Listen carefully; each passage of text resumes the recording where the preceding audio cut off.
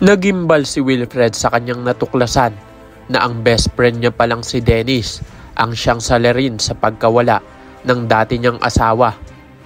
Mabigat ang hangin sa pagitan ni Carol at Wilfred.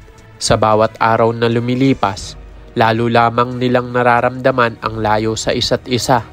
Ngunit sa kabila nito, may isang bagay na patuloy na nag-uugnay sa kanila, ang kanilang anak na si Leah. Para kay Leah, handa silang magpanggap na maayos ang lahat kahit ang totoo ay puno ng bitak ang kanilang relasyon. Isang gabi, naupo sila sa mahabang pag-uusap. Sinabi ni Carol na noong napagpasyahan ni Wilfred na ilayo si Leah, naniniwala siya na muli silang babalik bilang buo. Ngunit 2 taon ang lumipas at wala namang nagbago. Ang pag-asa ay napalitan ng lamig at pagkadismaya. Nagpantig ang tainga ni Wilfred sa narinig. Ang tingin niya, pinipilit lamang siyang lokohin ni Carol, na kunwari may pag-asa pa. Para kay Wilfred, hindi sila maaaring magpanggap na buo kung matagal na silang sirang dalawa. Sa likod ng kanyang galit, totoo namang may takot at pangungulila, ngunit hindi iyon kanyang ipinakita. Habang nangyayari ito, ibang kwento naman ang niluluto ni na Ronnie at Dennis. Si Ronnie, gamit ang matamis na salita, ay patuloy na pinupuno ng lason ang isip ni Amber. Sinabi niya na huwag kailanman itong maniniwala kina Tristan at Carol, habang buhay na raw mandaraya ang magkapatid. At higit sa lahat, ginagamit lamang nila si Leah upang makuhang muli si Wilfred. Unti-unting nadadala ng mga kasinungalingan si Amber hanggang sa dumating ang gabing hindi niya nakinaya ang bigat sa dibdib.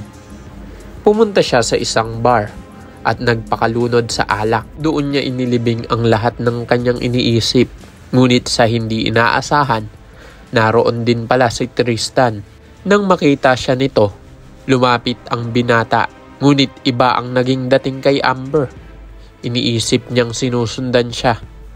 Nagalit siya at tinawag ang bouncer para palayasin si Tristan. Ngunit nagulat siya nang sabihin ng bouncer na si Tristan ang may-ari ng buong bar. Parang tinamaan ng sibat si Amber sa hiya. Ang lalaking akala niya'y walang direksyon ay isa na palang matagumpay na negosyante.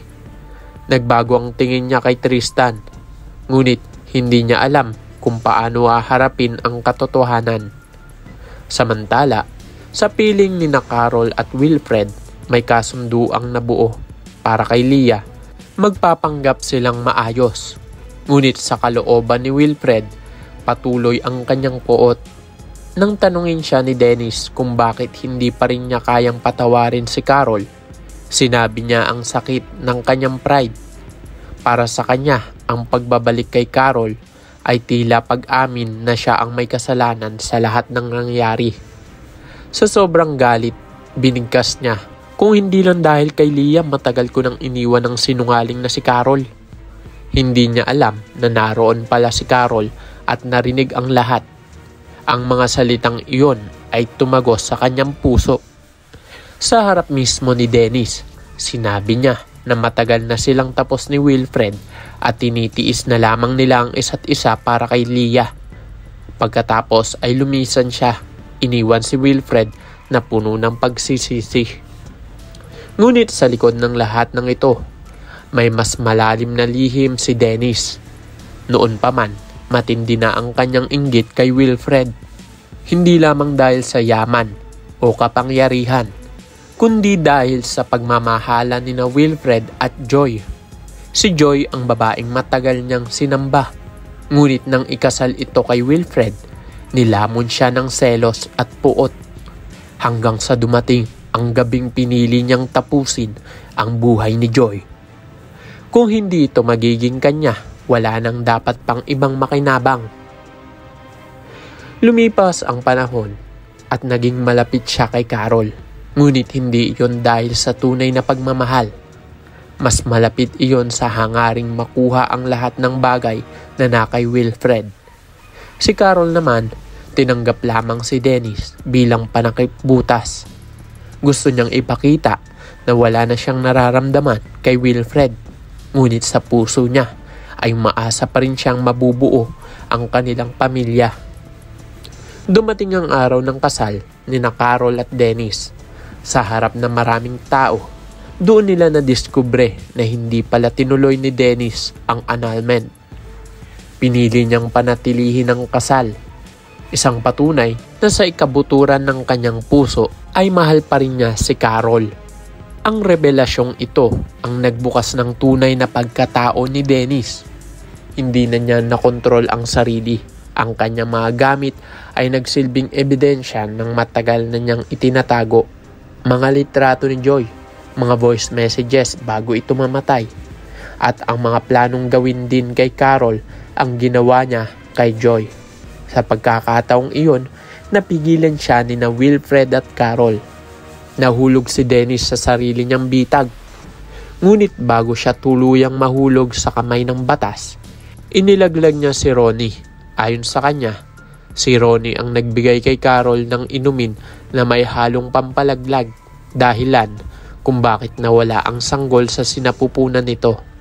Isa itong malupit na katotohanan na yumanig kay Carol, ngunit nagsilbi ring sagot sa matagal na niyang katanungan. Sa lahat ng kaguluhan, natuklasan ni Carol na kahit gaano man kalupit ang mga salitang binitawan ni Wilfred, hindi iyon ang tunay na nilalaman ng kanyang puso. Pinatunayan ng hindi nito pagpapatuloy ng annulment na may natitira pang pagmamahal, at si Wilfred sa wakas ay ibinaba na ang kanyang pride at inamin na siya man ay umaasa ng ikalawang pagkakataon. Sa huli, pinili nilang buuin muli ang kanilang pamilya. Hindi naging madali ang daan tungo sa kapatawaran. Ngunit natutunan nilang yakapin ang sakit bilang bahagi ng kanilang kasaysayan. Ang mahalaga ay handa silang magsimulang muli. Hawak kamay kasama si Leah. Sa likod ng mga sugat, may natitirang pag-ibig, at iyon ang nagsilbing pundasyon ng bagong yugto ng kanilang buhay. Isang pamilya na minsan nang gumuho, ngunit muling itinayo ng katotohanan at pagmamahalan. Kaya naman kung isa ka rin sa mga naniniwala na si Dennis nga ang tunay na pumatay kay Joy, ay i-click lamang ang like at subscribe button para updated ka lagi sa mga susunod ko pang i-upload. Maaari ka rin mag-iwan ng komento sa ibaba para sa iyong mga saloobin at suwestyon.